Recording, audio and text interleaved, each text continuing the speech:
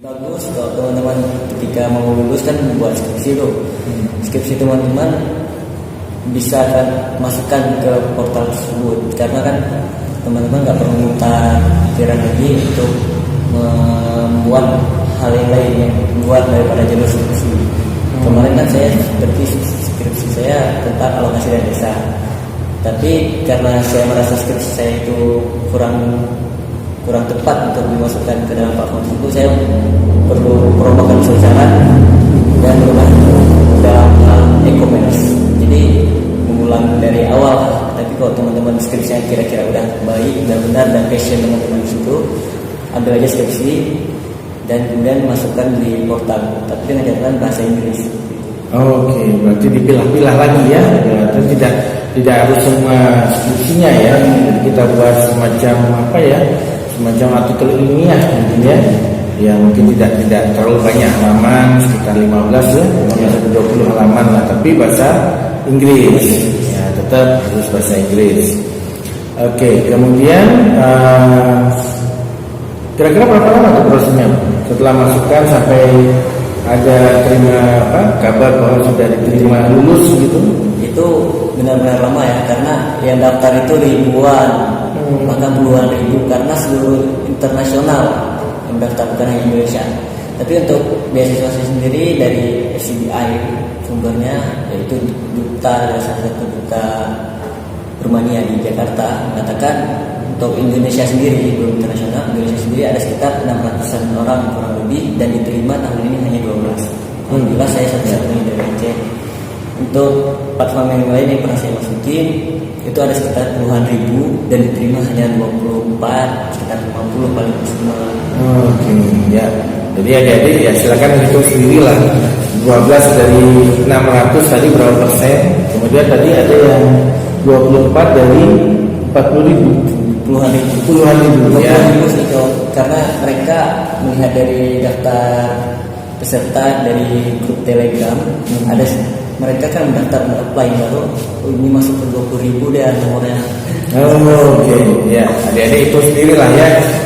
Kita nggak belajar matematika, tapi adik-adik coba itu sendiri berapa besar kemungkinan kita, peluang kita kalau hanya diterima 24 dari 20.000 saingan gitu ya. Oke. Jadi untuk jadwalnya sendiri bersifat fluktuatif ataupun tidak tetap waktunya itu.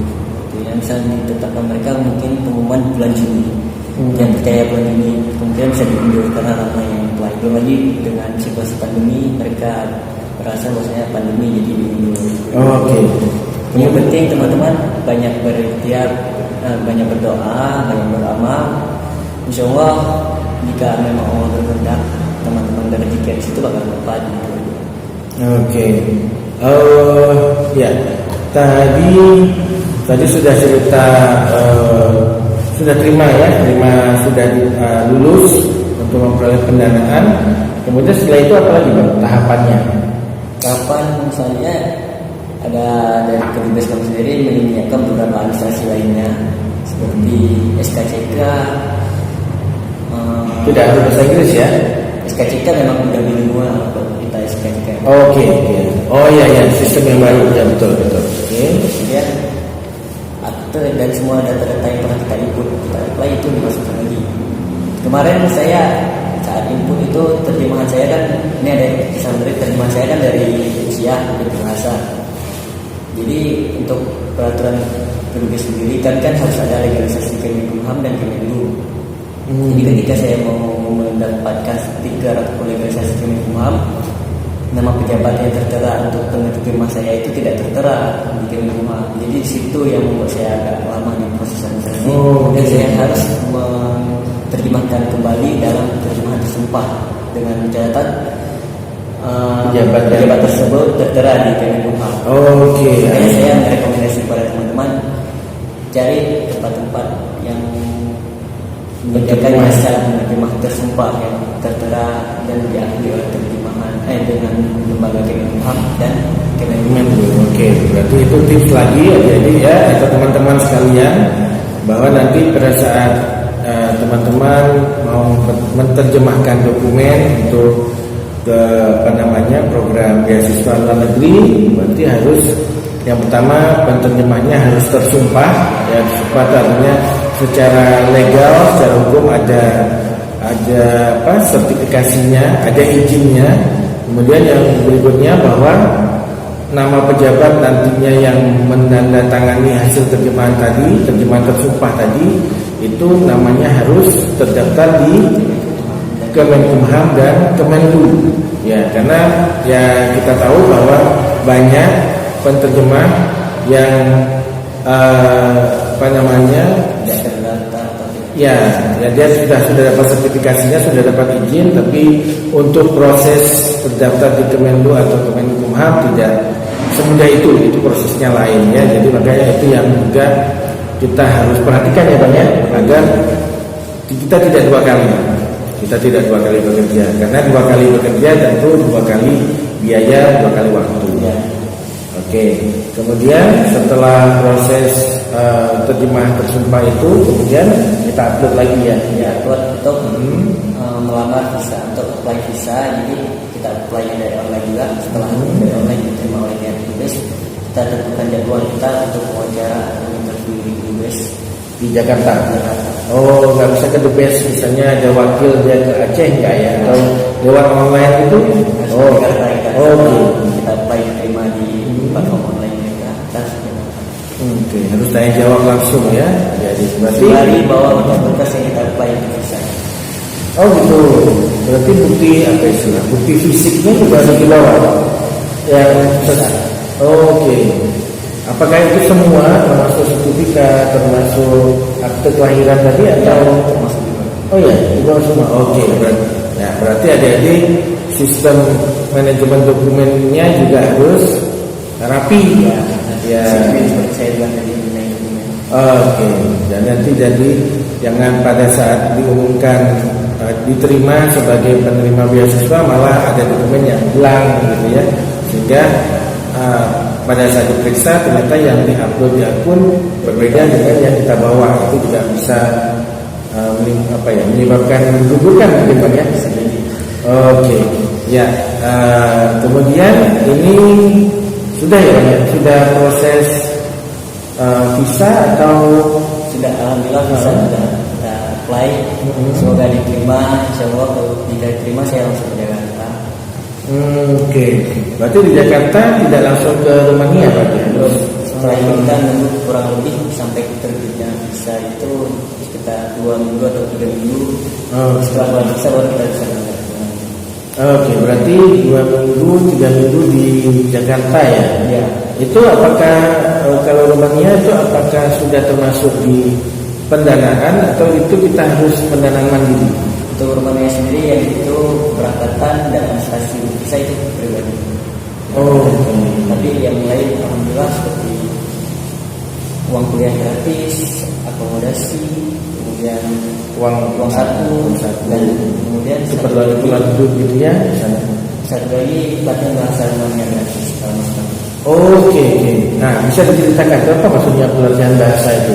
Itu dari setiap platform yang tidak memprioritaskan TOEFL. Biasa mereka menyediakan lembaga bahasa untuk persiapan mereka melanjutkan studi S2 atau S1 ataukah bahkan S3. Jadi selama setahun kita dibekalkan bahasa dengan adaptasi lingkungan, kita harus praktik dengan 1 tahun difasilitasi oleh mereka. Dan berbagai macam platform seperti yang meminta selama setahun pelatihan bahasa itu ya seperti saya bilang itu yang memprioritaskan TOEFL. Jadi jika yang memprioritaskan TOEFL kemungkinan besar ketika kita melanjutkan studinya juga menggunakan bahasa Inggris seperti di Australia, Amerika, atau di UK, Kingdom atau Inggris. Oke, berarti setahun belajar bahasa negara tersebut ya. Itu prosesnya di Indonesia atau sudah di saya seperti apa? Berarti di Rumania ya, langsung di tempatnya sana. Oke, berarti langsung ke lingkungan yang real ya. Setelah kita melakukan pelajaran secara teoritis, dan kita langsung juga praktis dengan adaptasi. Oke, itu berapa lama itu? Setahun. Dari semua platform yang sudah saya cari tahu juga informasinya semua setahun. Oke.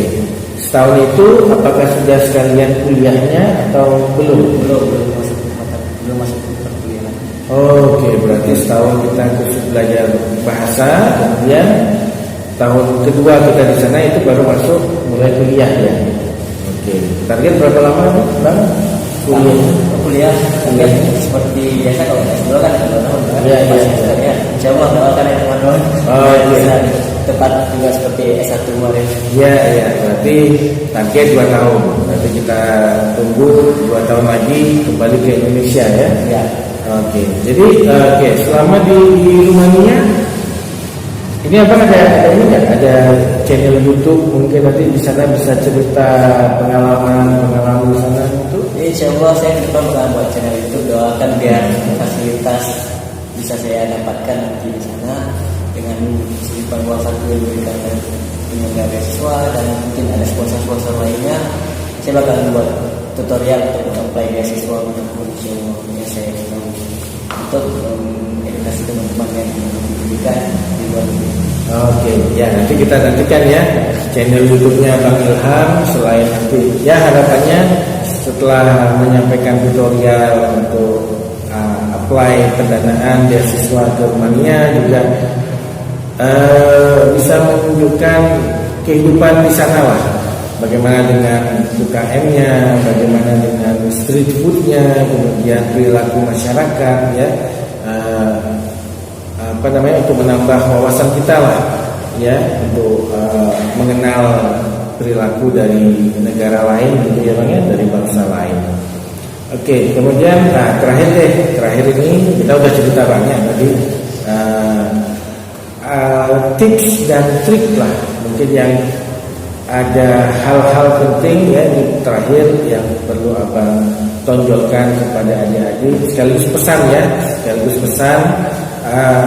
motivasi ataupun pesan inspirasi kepada adik-adik mahasiswa yang setelah S1 mau melanjutkan S2 ke luar negeri ataupun bagi adik-adik SMA yang mau ambil S1 ke luar negeri gitu. Silakan. Jadi mulai dari sekarang teman-teman jangan pernah yang namanya kuliah pulang tetap aktif di organisasi, jika kalian berkesampingan perbolehkan jika kalian bisa memanage waktu dengan baik. Dan kemudian untuk dari segi prestasi, jika ada lomba-lomba esai, menulis atau apa, ikutin aja. Jangan pikirkan hasil atau atau tidak. Yang terpenting kalau sudah terlibat dalam kegiatan tersebut, dalam menulis khususnya itu esai atau cerpen atau apa itu dari segi prestasi. Esai itu bisa masuk ke jurusan apapun. Tapi jika kita mengikuti prestasi dari segi agama, tapi kita apply ke depannya S2-nya jurusan ekonomi, itu kurang linear. Tapi bisa teman-teman masukin karena kita juga nggak tahu penilaian mereka beasiswa luar negeri itu seperti apa. Yang pasti untuk yang linear pasti dinilai sama mereka. Karena jika kita ambil prestasi dari segi lomba azan misalnya, kita masukkan untuk ekonomi ke depannya, saya rasa itu tidak linear. Jadi prestasi, kemudian juga teman-teman bisa mencicil dokumen. Dan untuk IPK sendiri dari standar yang pernah saya lihat dari berbagai macam platform, yang tertinggi yang meminta mereka standarnya 3,20. Itu kalau tidak salah kemarin max itu Jepang. Jadi teman-teman mungkin bisa jaga IPK sesuai dengan standar 3,20 yang saya ketahui. Dan untuk kategori beasiswa itu banyak. Ada yang kategori kumlot, di AAS itu ada kategori kumlot, di PDP ada kategori kumlot. Jika teman-teman yang ingin di kumlot, tapi dengan catatan kumlot kalian itu bakal dipertanyakan. Jika kalian kumlot, tapi kalian tidak bisa mempertanggungjawabkan IPK kalian, itu bakal gugur. Oke, berarti yang kumlot itu ada sesi pertanyaan khusus. Jadi ya harus siap-siap bagi yang kumlot ya. Tapi kan bukan berarti kita mematahkan semangat ya. Kita ini berdasarkan pengalaman Bang Ilham bahwa untuk yang kumlot berarti ada sesi pertanyaan khusus yang bertujuan untuk menginvestigasi lebih lanjut apakah kumlot kalian itu bisa dipertanggungjawabkan. Oke. Jadi untuk beasiswa itu sendiri kan mereka tidak mau sembarangan siapa awardee ataupun penerima beasiswa tahun ini, tidak boleh sembarangan siapa orang-orang penerimanya. Jadi mereka benar-benar investigasi seperti apa sistemnya. Oke. Ya, itu beberapa tips. Mungkin ada lagi Bang? Ya, teman-teman tetap semangat. Jangan ragu untuk menempuh pendidikan luar negeri, karena jika ada stigma yang mengatakan orang yang luar negeri itu orang kaya ataupun orang pintar dari segi akademik, itu sudah bisa dihilangkan stigma seperti itu, karena tidak dari segi akademik saja, tapi dari non akademik juga dipertimbangkan untuk beasiswa ini. Jika akademik ada kategori pula seperti saya bilang tadi, tapi jika yang orang kaya itu privilege ataupun istimewa mereka itu kembali pada mereka. Jadi jangan pernah takut, jangan pernah ragu, coba dan urusan hasil belakangan, dan nikmati proses. Ketika saya mencoba ini, saya berpikiran untuk hasil belakangan, tapi prosesnya, karena ketika berproses saya mendapatkan teman-teman baru, scholarship hunters, mereka menunggu beasiswa, saya dapat teman-teman baru, kemudian mengimprove English skill, jadi menambah kemampuan bahasa Inggris. Juga ada TOEFL dan berbagai macam platform sosial media online yang saya lihat di teknologi informasi kita. Di situ ada hikmahnya, ketika kita berproses kita menambah kemampuan, mengembangkan jari, terus mengetahui isu-isu yang berkembang di internasional. Seperti saya mengetahui Rumania, apa sih Rumania itu yang sedang mereka kaji, seperti Turki, apa sih yang bicara-bicara sedang mereka kaji, apa sih budaya mereka, seperti itu kita tahu. Berarti tren-tren yang terjadi di negara sasaran kita bakal kita harus tahu ya. Hikmahnya seperti itu, kita bakal mendapat informasi tentang negara mereka. Ya, tentu hal-hal yang positif ya, jangan hal-hal yang negatif. Untuk hasil itu selalu bakal. Ya. Prosesnya teman-teman. Oke, berarti prinsipnya sebelum kita berangkat ke sana kita harus tahu dulu ya, seperti kata Sun Tzu, seorang panglima Cina, bahwa kita harus kenali lawan kita harus kenali sasaran kita, gitu ya. Berarti kalau kita mau misalnya seperti Bang Ilham ke Rumania, berarti harus tahu tuh berita di sana, trennya atau fokus negara itu kemana ya Bang ya. Itu akan membantu kita untuk memiliki daya saing dalam memperoleh pendanaan. Nanti kalau teman-teman ada yang mau ke Turki, berarti harus cari fokus ataupun hal-hal yang mereka prioritaskan lah ya. Itu sangat membantu kita juga. Oke, itu bincang-bincang kita hari ini dengan Bang Ilham Catur Fatah, alumni Universitas Samudra, ya, sebuah perguruan tinggi negeri baru, tapi alumninya tidak memalukan, ya, bisa tembus ke luar negeri, ke Rumania, dan harapan nanti para penerus, para adik-adik khususnya di Universitas Samudra maupun juga adik-adik atau teman-teman mahasiswa di kampus manapun tetap semangat ya Bang ya. Berusaha memperoleh pendanaan, jangan khawatir dengan stigma bahwa yang ke luar negeri adalah orang kaya dan orang yang pintar sekali.